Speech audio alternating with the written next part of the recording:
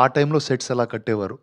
Because they used to be very prominent things in those sets. అంటే ఆ circle కానివ్వండి, the kind of staircases, 2 సైడ్లు వెళ్ళి ఆ centre staircase, those are all I think Ramalingam garu and Selva had a great detail to what they did.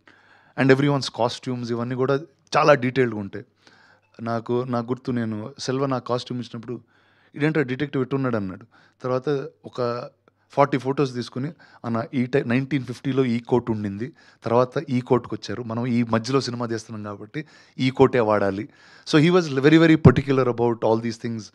అంటే చాలా ఫినిష్లో రాసుకున్నాడు. So which is why it's come. And దాని గారి గురించి మాట్లాడాలి, ద సినిమాటోగ్రఫర్.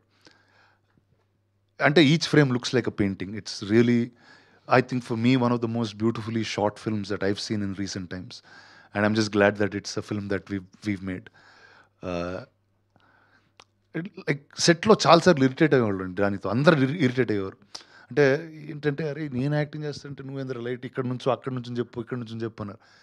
నాకు ఒకరోజు గుర్తుంది, దుల్కర్ గారు ఒకరోజు నేను బయట ఉంటే, మచ్చా జస్ట్ సీ దిస్ డా అన్నాడు. ఏంటన్నా, రూమ్ అంతా మిర్రర్స్ ఉన్నాయి, దుల్కర్ గారు సముద్రగని గారు కూర్చుని మాట్లాడుకునే ఆ ఫైనల్ సీన్ లాంటిది, ఇక్కడ నుంచి మాట్లాడు, అక్కడ నుంచి మాట్లాడు, దాని తర్వాత ఇక్కడ రాను.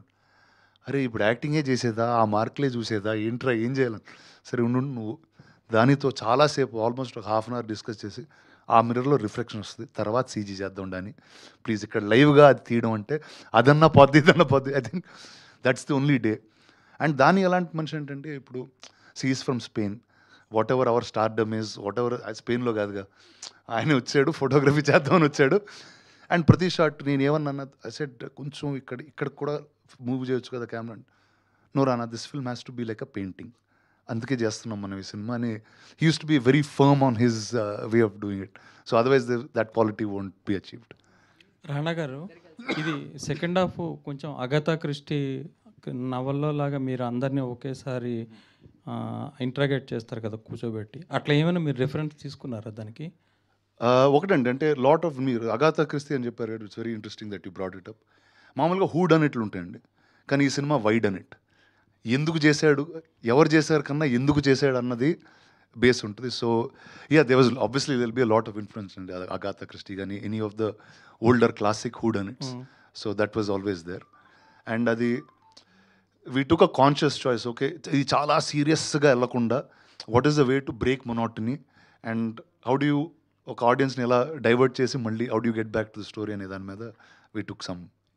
కొంతమందికి ఫస్ట్ హాఫ్ నచ్చింది, కొంతమంది సెకండ్ హాఫ్ రాణా వచ్చినాక కొంచెం బాగుంది అని అంటున్నారు. అంటే మీకు తెలుసా మీ రోల్ కీ అని సినిమాలో, సెకండ్ హాఫ్ ఎస్పెషల్లీ?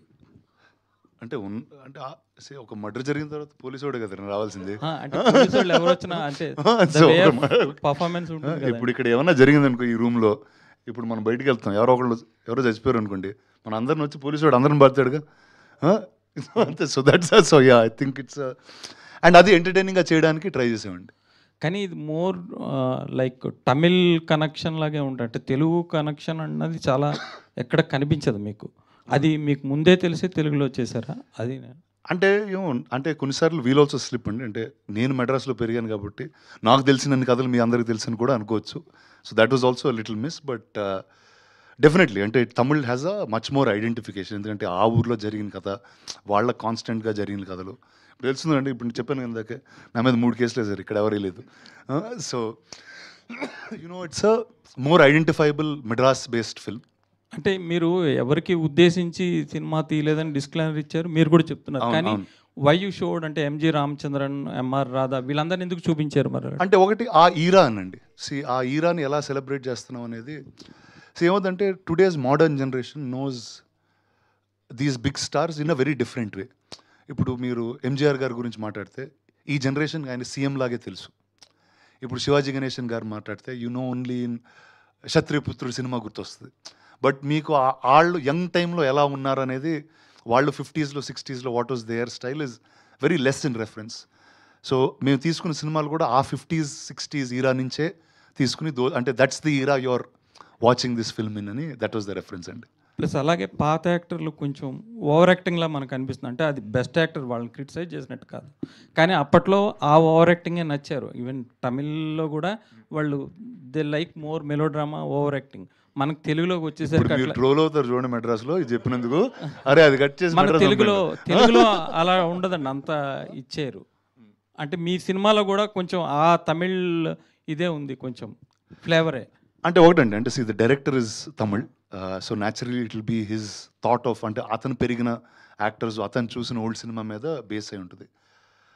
అది that one point that we knew while making the film also.